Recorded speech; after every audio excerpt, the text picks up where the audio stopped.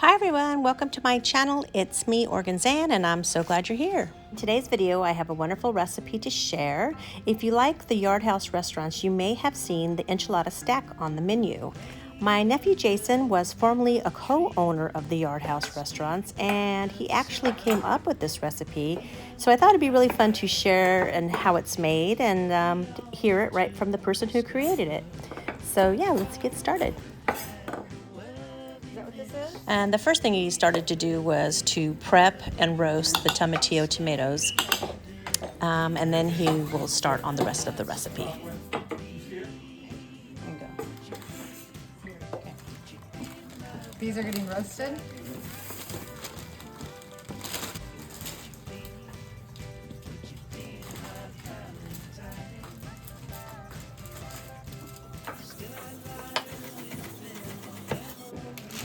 How did you come up with this recipe? Just putting a bunch of stuff in a bowl and mixing it all around. Took the traditional stuff of like enchilada sauce and all that and added flair to it and a little southern spice too. So this is still on the Yard House menu today, right? It is. Okay, and what is the what is it actually called on the menu? Enchilada stack. Did this have to get approved by Yard House? How did that work? So they have a chef named Carlito. He's the head chef there, so he's the one that comes up with a lot of stuff. So as long as he approved it at that time, then it went on to the menu. And how long has this been on the menu? 13 years now. 13 years. So it's got to be a winner. Yeah. Okay. Oh, should those come out? No, it's fine. So how long are you going to put those in for? The tomatillos? Probably about 20 minutes. 20 minutes until you see them start to blacken and kind of like fall apart a little bit. Okay. Because we're gonna put them in a blender and mix them up. So we want them really soft and like kind of falling apart. Okay. So that has olive oil, garlic salt on it with minced garlic. Okay, and it's a 400-degree oven? What you have in there, Shannon? Pinto bean. Pinto beans, okay. So I see that we also chopped up 2 bell peppers. Yeah, so our inner parts of our stack is gonna be jalapenos, red bell pepper, orange bell pepper, chicken, and pasilla peppers. Okay. So you want to just put all those together with butter and garlic salt and a little bit of cayenne pepper in the pan. Okay. We're in grease. Okay. You want them hot? So you're going to have a red sauce and a green sauce, huh? Yeah, red sauce is going to be a tomato-based, like enchilada sauce. Only difference is I don't use chili paste. I use diced tomatoes.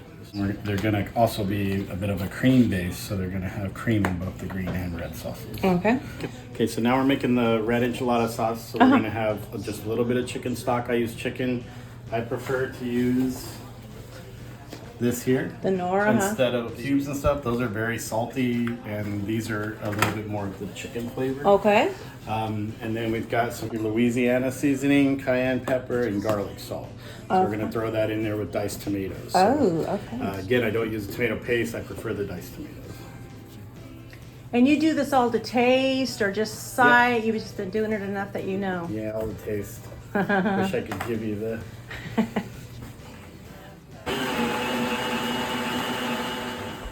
I mix that up, make sure those tomatoes are nice and liquidy, and then what we do is add a little bit of heavy whipping cream. So you're gonna put this in both green and red sauces. Okay. In the red one, you want just a little bit. You don't want a ton in there. You want to keep that tomato flavor. Okay. Just enough to change the color a little bit. Okay. Of course, you got to taste it, but some of you are not going to like that because it's cold, but you still got to do it. Still gotta taste it so you know what else to add. They like it spicy? I would say so, yeah. Now we're going to throw this in the pot. It should look like a tomato soup. It's going to thicken naturally on its own because of the chicken stock and stuff, so you don't need like flour and water or anything like that. Okay. You can if you want it thicker, but... Tell me if you need my help. We're getting ready. We're going to start cooking our peppers and chicken, but we have to cook peppers first. You want those really soft. Okay. Otherwise, you're not going to be able to do the stack. If you do them harder, like a hard consistency, you're not going to be able to stack correctly. Okay. You want them soft, and then you want to add the chicken in last. Also, that way, if you're cutting it, it's either in dices. If you cook that quickly, it's going to cook real quick and dry up. You don't want to do that. You want to keep it really good. So what consistency do you need those to be? So you see how this one is right here? So Soft. it's starting Oh. to just fall apart. You want them to be like that because you're going to liquefy them. Okay. If you don't, it'll be chunky. So now you're going to fry up tortillas? Yep, we're going to fry up tortillas. You can do 2 on each one or you can do 3. I like to do 3. Okay, so just threw the cilantro in there. So we've got just a very little chicken stock. Then we're going to do cilantro. Then we're going to throw the tomatillos and the garlic and everything once they come out of the oven. And then again, we're going to top it off with some more cream. We just got butter melting in the pan. Once this is nice and hot, we'll throw those peppers and everything in here. Then we finish it off with a lime. Little trick about limes that I learned from Carlito, the chef, you never want to open a lime until you beat it up. So what you want to do is you want to press down on it until it's very soft. If you've ever cut a lime and you try to squeeze it and it's really hard, that's because you didn't beat it up. So if you beat this up, it's going to get real soft, and then that way you don't have to do it. And if you zest anything or you use the outside part of the lime, you actually want to do this because if you notice, very strong lime smell now. Oh. So you want to do that so that it gets all those oils and everything out. Yeah. I did not know that.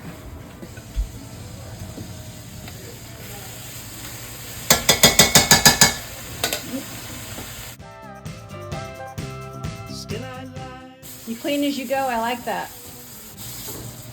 Just frying up the tortillas, Shan? Yes. So you can see, you're going to see some brown like this start to go. Yeah. And then you're going to see how they just kind of went to mush. That's when they tell you they're ready. Okay.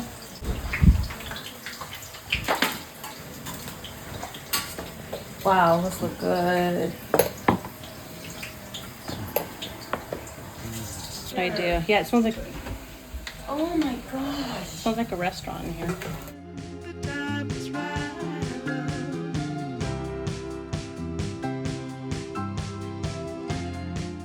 Here you just want a little bit more garlic. Don't go heavy on the garlic. Okay. A little bit of garlic salt. I like to use Lowry garlic salt because it's thick. A little bit. Just when you want like a kind of lime green look.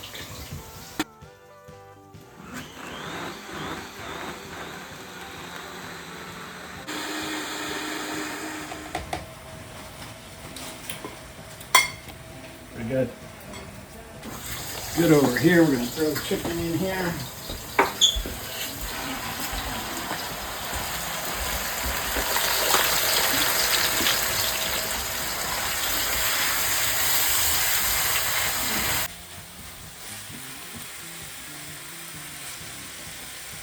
Turn that down.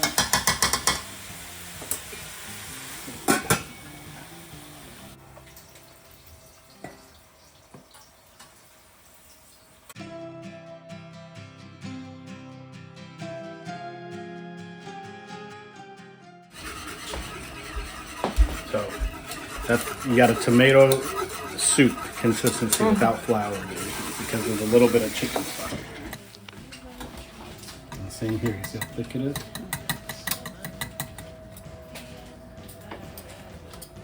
This is already hot, but we're gonna just make it a little hotter.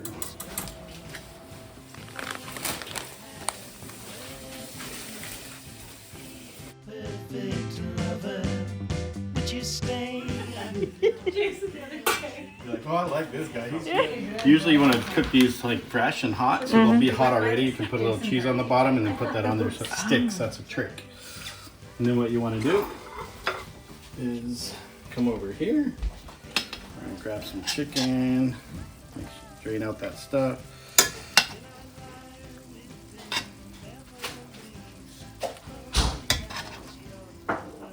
And we're going to do a little bit of pinto beans.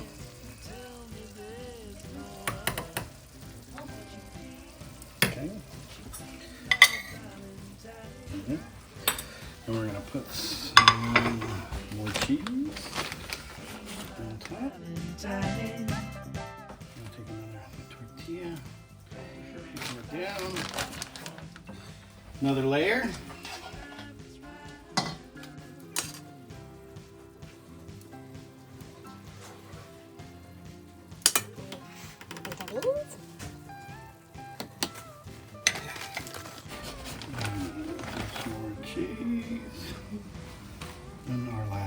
layer. Press it down, push everything in. We're going to grab our ladle and we're going to start putting sauce on one side. Grab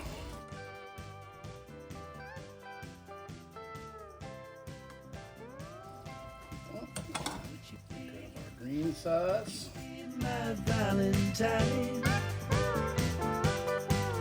would you be my Valentine?